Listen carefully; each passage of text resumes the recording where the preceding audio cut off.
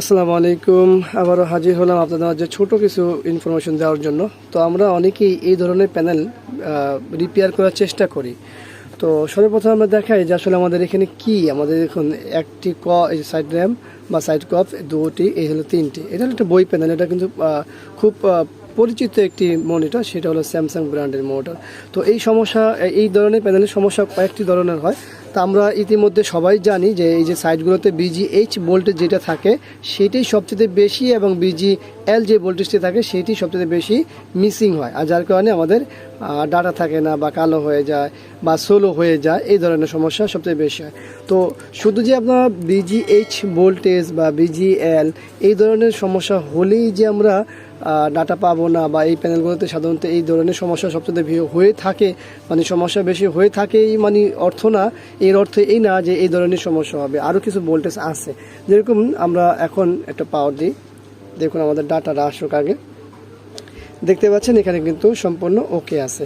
তো আমাদের স্বাভাবিকভাবে এই যে কফটি আছে বা সাইড র্যামটি আছে, বিজিএইচ যে ভোল্টেজটি আছে সেটা কিন্তু এই উপরে তিনটি ডটের ডট যেটি আছে সেইটাতে কিন্তু মূলত হচ্ছে ওই পয়েন্টটি। তো এখানে কিন্তু আমরা ওই পয়েন্টটি ব্যবহার করিনি, এবং তার ডান পাশে এবং বাম পাশে দুটি কিন্তু অপশন আছে, সেটা হলো বিজিএল মাইনাস ভোল্টেজের জন্য। উপরের লাইনের ফার্স্ট এবং লাস্ট, প্রথমটা এবং লাস্টের ডট দুইটাই হলো বিজিএল এর, হ্যাঁ, আর মাঝখানে হলো বিজিএইচ এর পয়েন্টটি। তো আমরা এখন নিচে যে জিনিসটা ব্যবহার করেছি সেটা হলো মূল বিষয়। এখানে কিন্তু এই প্যানেলে যে অপশনটি আমরা ব্যবহার করি সেটা হলো যে এসটিভি একটা ভোল্টেজ আছে, সেই ভোল্টেজটি ব্যবহার করেছি। তো এই ভোল্টেজের জন্য কিন্তু ডাটা থাকে না। তো এখন অনেকে প্রশ্ন থাকে, ডাটা থাকে না, কালো হয়ে যায়, বিভিন্ন রকমের সমস্যা হতে পারে, কিন্তু আমরা কিন্তু ওইখানে তেমন একটা কেউ ফোকাস করি না বা খেয়াল করি না।